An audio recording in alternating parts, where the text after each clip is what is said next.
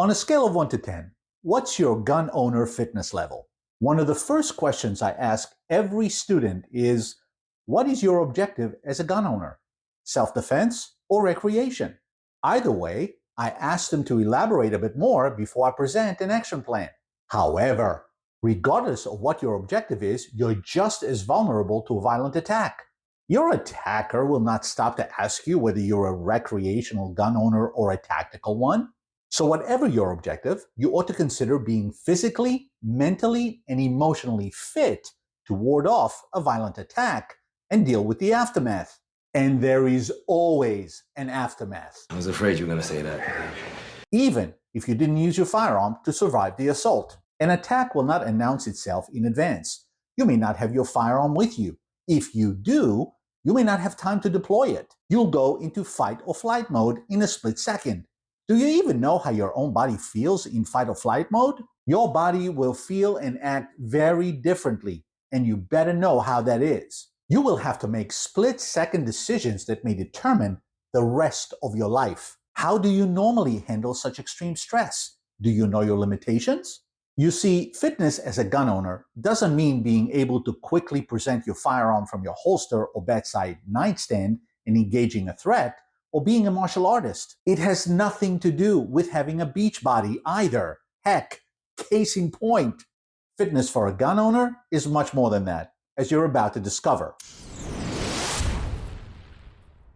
Number 1. Physical fitness. There is a far greater chance that you will use non-deadly force to ward off attackers. If you're situationally aware and see a potential threat, the best initial thing to do is avoid a confrontation in the first place. That will likely mean walking faster or running to safety. When was the last time you checked your ability to do both at the drop of a hat? How fast can you walk or run, and for how long before you keel over and gasp for air? If the attackers got the drop on you and running wasn't a viable option, do you have the strength, stamina, and skill to fight back? Now, fighting back, even if you have the strength, stamina, and skill, may not be the best course of action in every situation. For example, if a gun is already pointing at you at close range. In that case, unless you have very specialized skills, I suggest you think carefully about your next move. There are times when the smart thing to do is to hand over your belongings and leave alive and unharmed. And there are times when fighting back, even with a gun pointing at you, may be necessary. For example, if the attacker tries to force you into your own car or theirs and take you to a different location, there's a high probability you'll end up dead and discarded anyway. So do whatever it takes to not be taken. Fight with all your might and do your best to make them regret trying. I don't care how safe your daily routine may be.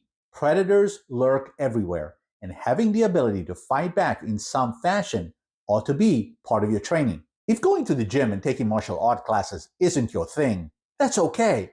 But I suggest that at the very least, you ought to know what you can do and what your limitations are. Go out and walk as fast as you can. Go for a run, and do some sprints too. If you're in a wheelchair, how fast and how far can you roll? If you carry a firearm, especially open carry, and someone goes for your gun, do you have the strength and skill to fend them off and retain your firearm? Whatever your current condition, test it so you know your capabilities and limitations. Then, do something about it. Before you do, however, please consult with your healthcare professional. I'm on my way now. Okay. Number 2. Mental fitness. In a stressful situation, how does your brain respond? Do you freeze like a deer in a headlight? Do you go into stealth mode? Do you get clear and act decisively? As a gun owner, have you tested yourself with a loaded gun in your hand under pressure? If self-defense is your objective as a gun owner, at some point in your journey, you ought to put your fundamental skills to the test. For that, you'll be wise to work with instructors who gear their training towards self-defense and know how to guide you to that end. They will help you discover how your brain is currently likely to react in such a situation and help you take the necessary steps to develop the mindset and skill so you are better prepared to act decisively and effectively when under attack. Remember this principle: your body won't go where your mind hasn't been first.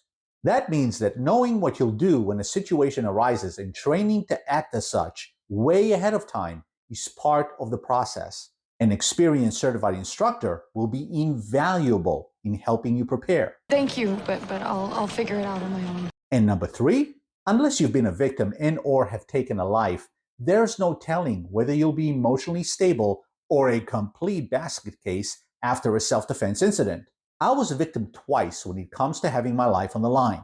Although I remained fairly calm and alert, I was terrified. I didn't know how it would end, and I had no control. I did not have a weapon, and thankfully, compliance got the job done both times. I hated the feeling of helplessness and swore that I will never again leave myself with little to no option other than compliance. I couldn't say for sure what would happen if I found myself in a similar situation again, but my training thus far gives me more confidence that I'll have more options in most circumstances rather than none in any scenario. Experienced gun owners know that we do not rise to the occasion, but rather we default to our highest level of training. That means that how we end up after a violent attack depends on how we trained for it. Did you tell them I've watched John Wick and John Wick 2 so many times? I don't care if you memorized every scene of a John Wick movie. Unless you've undergone the same training and performed those skills yourself, you're not rising to the occasion. We also know that when we are faced with a problem, the first rule is to not make it worse. A violent attack happens fast and furious. If you get emotional and frazzled easily and have little to no training, you will make it worse by overreacting and or panicking. If you are trained, your ability to default to your highest level of training will bring a measure of confidence to the equation.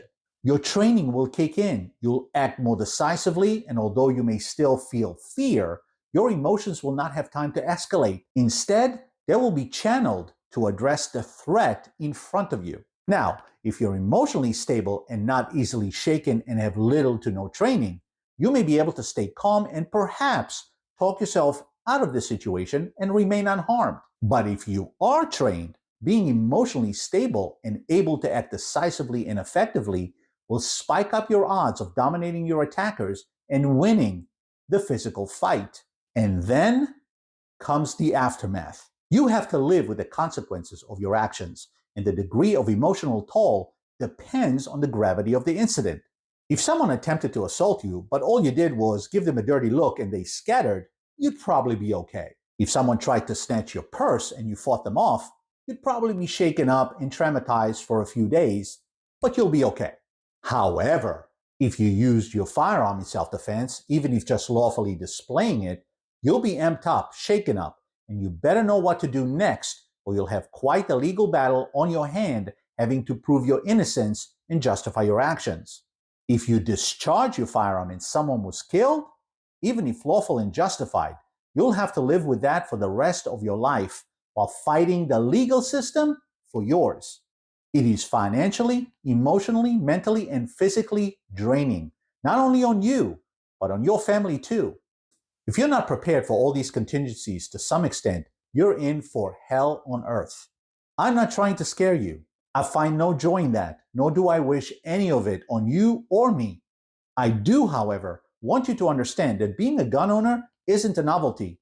It is a right that carries with it an immense responsibility.